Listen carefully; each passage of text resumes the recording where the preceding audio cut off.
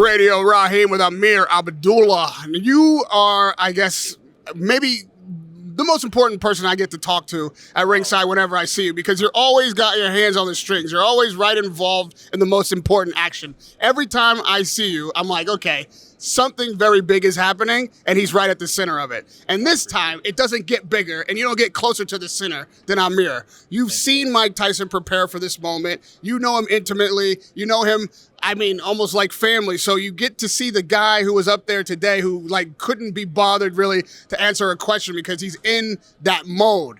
Sure.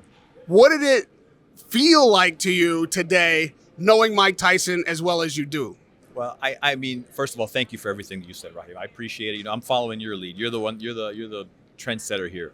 But of course, I knew the Mike Tyson that was going to sit at that stage was going to be that way. He doesn't want to talk. He doesn't want to interact. He doesn't want to do interviews. He wants to fight, and he's been that way. He's been locked in now at that level for the past 2 weeks, where it's you know.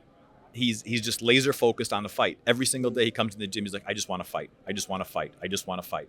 And for a fighter to be that locked in that early, typically fight week is when guys start, honing in more on the fight, and it becomes, more and more serious as they lead up to the fight. But Mike's just mentally in a different place. So I knew that's what's going to happen. A lot of people were saying, this is scripted and staged, and these guys just have a deal, and it's going to be, some kind of ripoff. But if you look at the first press conference to the last press conference, well, they were laughing and joking the first time out. Seemed like, they were having fun with each other. Everybody was friendly.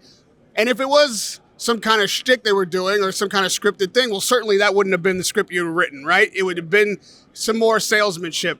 So I want to hear from you the progression of the Mike Tyson who was jovial, joking around, seeing Jake Paul as cute and funny, to the guy we saw today. And and if you know the boxing game and you know the fight game, that's typically how it is. The guys start camp and they're always, lighthearted and, having fun in camp. And as the closer you get to the fight, the more real it gets. And that means that, the window closes. I used to always say, even when I was fighting, is the closer I got to the fight, the more I became the real me. Is I didn't need to have, the representative there to be able to talk about, it's great and it's fun and this and that and feelings. At the end of the day, I'm going to fight. So I'm the utmost innate nature of myself, of my being, of my soul. And that's what Mike Tyson is. That Mike Tyson that you saw up there is what his innate self is. Mike is a killer. That's what he is.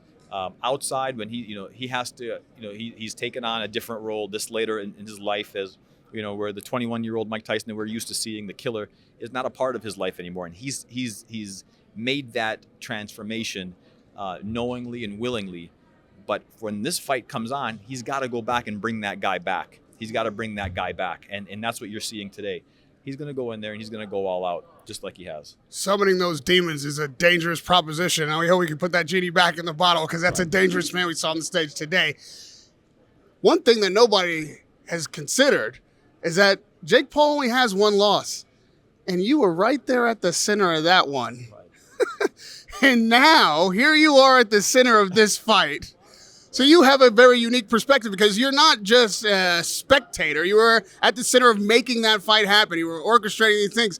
What kind of poison pill did you put in the soup this time around to make sure you get the same result that you got out of Jake Paul last time? I remember the fight that we promoted, with Jake and Tommy Fury. We were neutral in it. There was no fighter that we wanted. We didn't want Tommy to win. We didn't want Jake to win. We just promoted a great fight, and Jake was great to work with. And by the way, during that fight, I became a fan of Jake Paul. There was a lot of things that he went through during that camp that he should have probably pulled out of the fight, and he's never said it publicly, and that made me a fan of Jake. It really did. And him and Nikisa have done a phenomenal job disrupting the sport, bringing new eyeballs to the sport. So, regardless. Yesterday during the public workout, I wanted to make sure that Jake saw me. I wanted to make sure, and you could see, as soon as he did see me, he kind of looked over and he waved. And I want him to know that the last time you and I did see each other, you lost. And on Friday, November 15th, that's not going to be any different. Mike's going to go in there and you're dealing with a totally different animal, an animal that can punch much harder than Tommy Fury, much more experienced than Tommy Fury, much faster. So it's going to be another of that dosage again. When it comes to promoters, when it comes to executives in the sport of boxing, matchmakers, I am also dealing with a different animal. Don't let this cool demeanor fool you. Don't let the guy, they just hanging out in the shadows and slipping around like nothing's happening. Don't let that get even close to fooling you. I know better, and now you know better. One of the biggest players and the major movers and shakers in the game, Radio Rahim with Amer Abdallah.